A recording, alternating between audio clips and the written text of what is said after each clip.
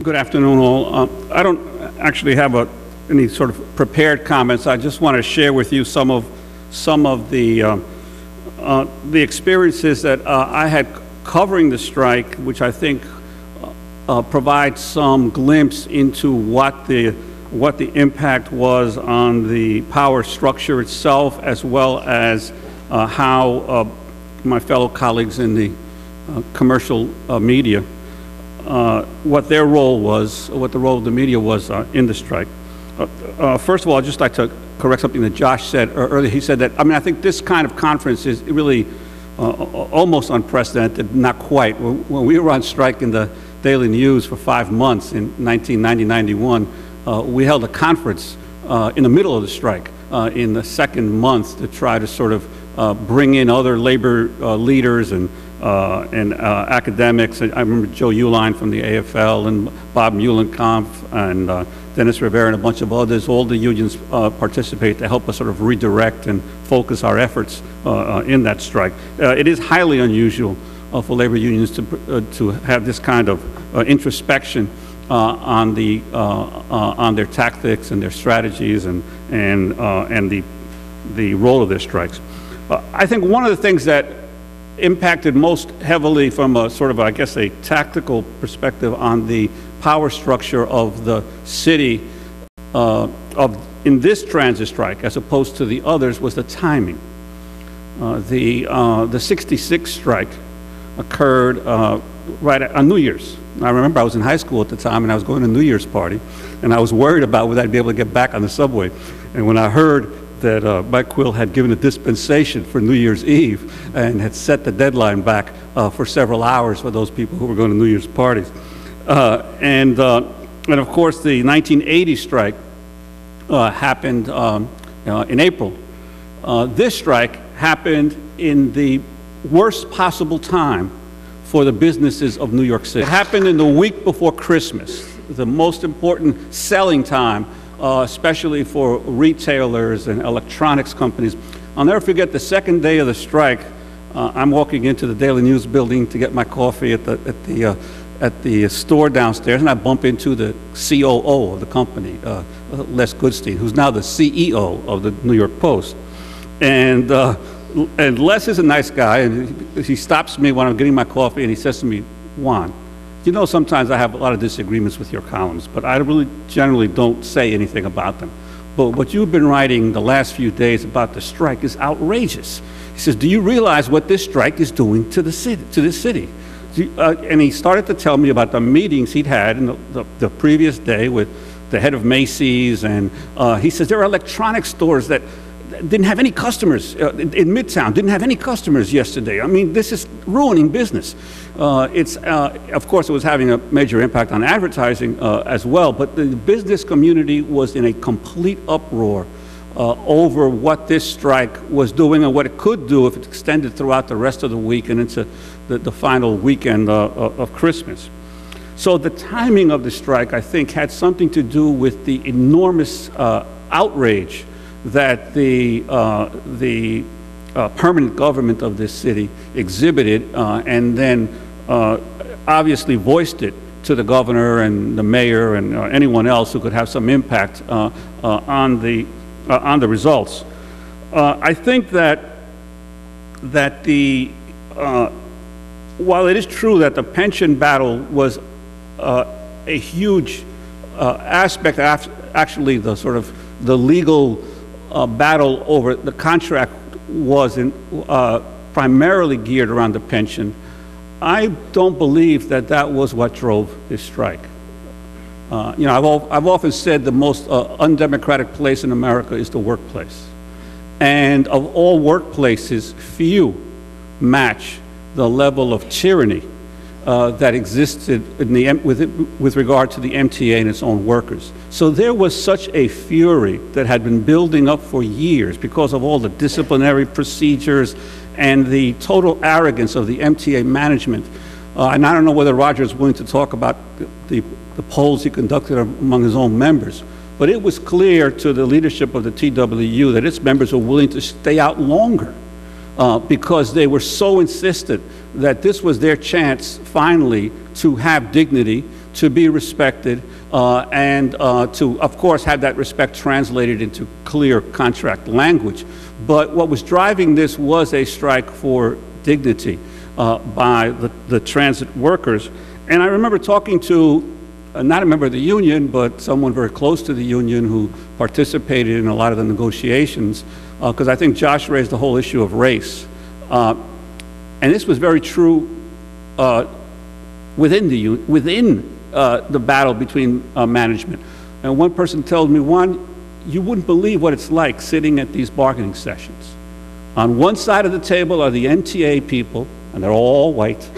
And on the other side of the table are the TWU folks, and they're mostly African American and Latino. And the arrogance and the disdain that the management side shows to the workers and to the leaders of the workers is hard to describe or comprehend. Now, I know over the years in talking to MTA people, every time I would raise issues to get their side of the story about what the union was saying, whether it was opposing reductions of service or fare increases or any issue that the union would raise beforehand, the management of the MTA could not stand the TWU.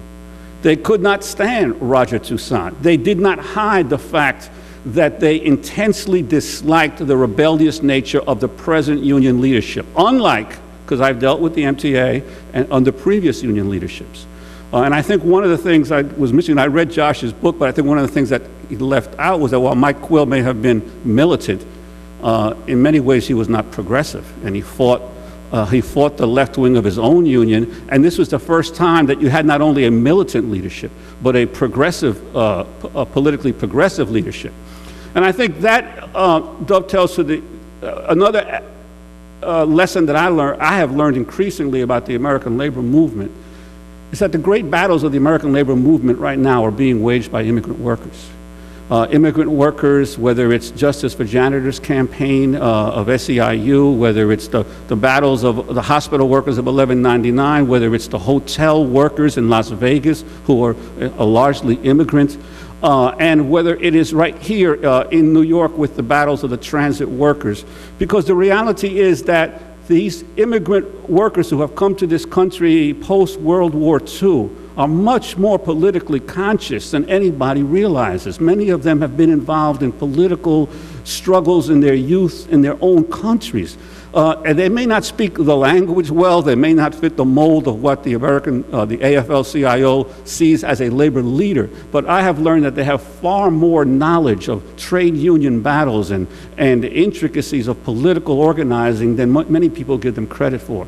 And I think that that's why the TWU has shown such militancy and ability to resist, because many of their members have long histories, including Roger and Ed, in these kinds of battles in the past.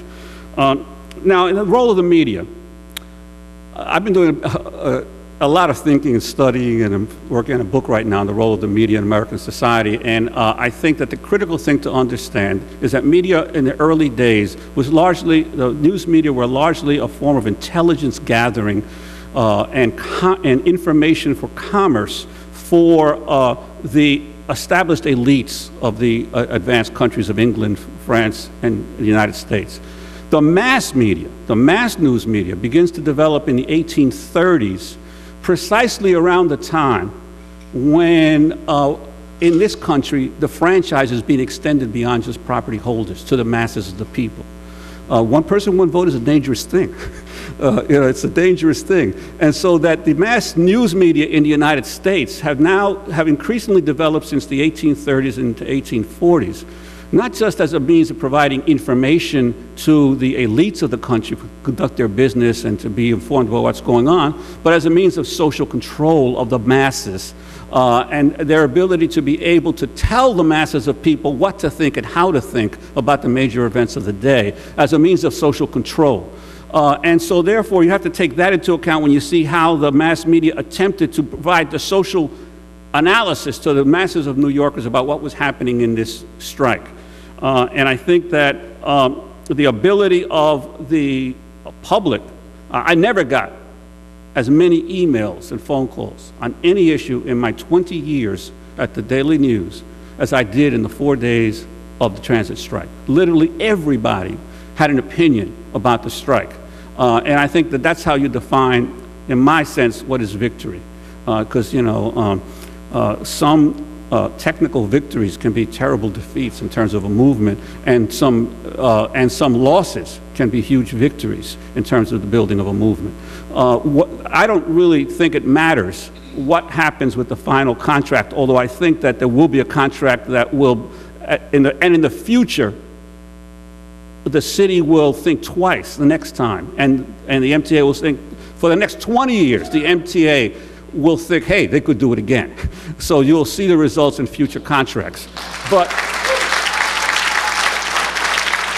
not surprised to hear Brother Juan Gonzalez talk about how the power elite paid careful attention to the transit strike.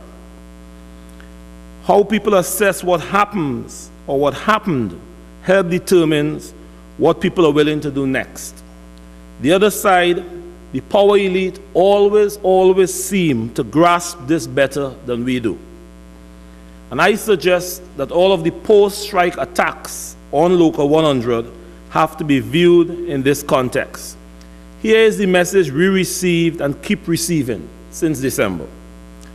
You struck, you shut down New York, but don't think that you're going to get away with it without a major beatdown. A public one at that. Public punishment, a public flogging, crippling fines, a jail term, and the end of use checkoff.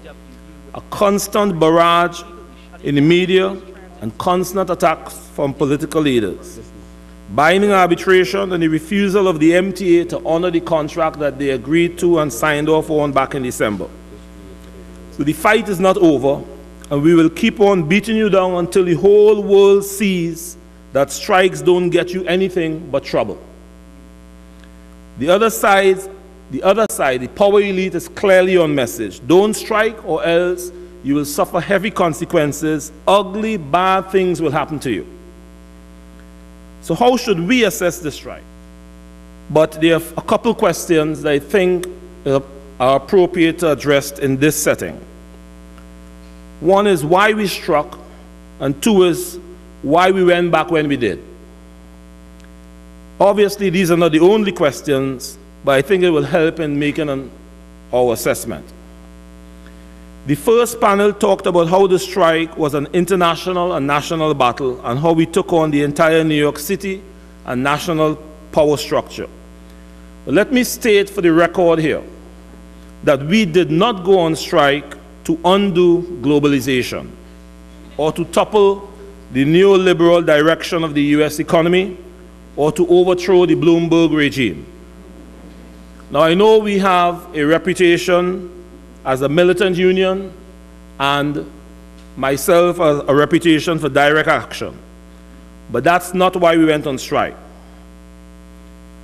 The short story, the short version of why we went on strike is because the MTA did not believe that we would go on strike. That's why we ended up on strike.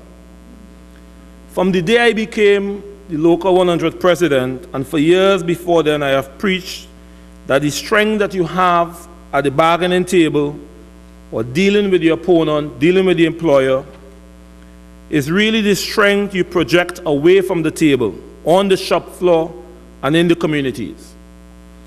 And even more, in order to win anything at the table, in order to stop a whole-scale looting of what we have won in the past, labor needs a credible threat of a strike.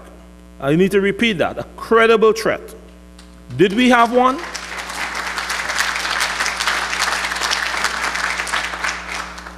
Did we have one? Not from the vantage point of the MTA. The MTA did not think we would strike. The mayor did not think that we would strike, neither did the governor.